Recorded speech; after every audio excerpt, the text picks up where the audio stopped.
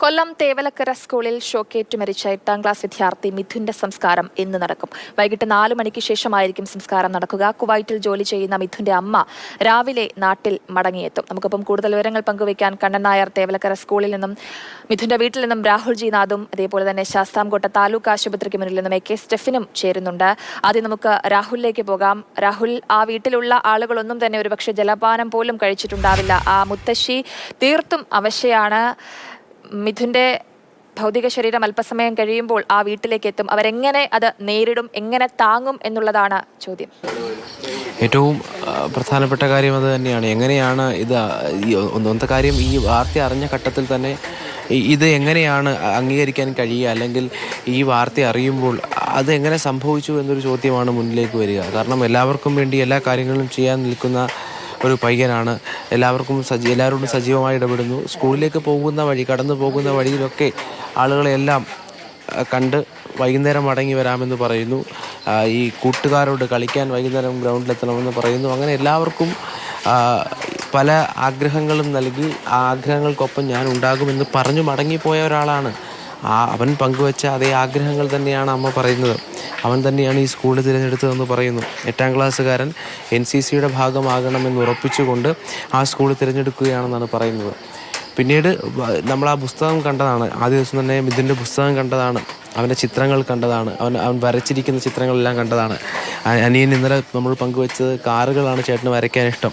ചേട്ടൻ ചിത്രം വരയ്ക്കുമ്പോൾ ആ പല ചിത്രങ്ങൾക്കും ഞാനാണ് നിറം കൊടുക്കാറുള്ളതെന്ന് കുഞ്ഞ് സുജിൻ നമ്മൾ പറയുന്നുണ്ട്. അങ്ങനെ എല്ലാ മനുഷ്യരുമായും ഒന്നല്ലെങ്കിൽ മറ്റൊരു തരത്തിലേക്ക് വലിയ ഊഷ്മളമായ ബന്ധം സൂക്ഷിച്ചിരുന്ന ഒരു വ്യക്തിയാണ്, ഒരു വിദ്യാർത്ഥിയാണ്, ഒരു മകനാണ്.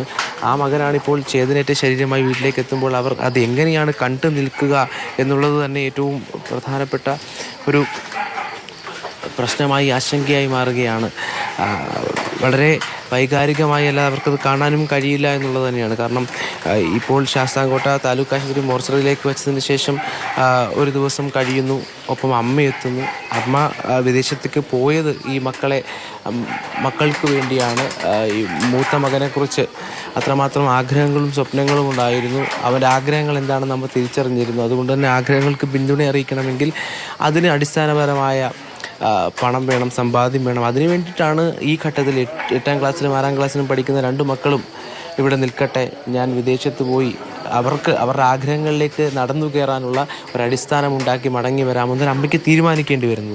ആ തീരുമാനത്തിലേക്ക് പോയ അമ്മ 3 മാസം, വളരെ ചെറിയ കാലയളവിൽ തിരിച്ചു വരുമ്പോൾ അതിലേറ്റവും പ്രധാനപ്പെട്ട സ്വപ്നങ്ങളിലൊന്നായ ആ മൂത്ത മകൻ ഇല്ലാതെയാകുന്നു എന്ന് പറയുന്നത് നമുക്ക് വിവരിക്കാൻ പറ്റാത്തൊരു അനുഭവമാവുകയാണ്.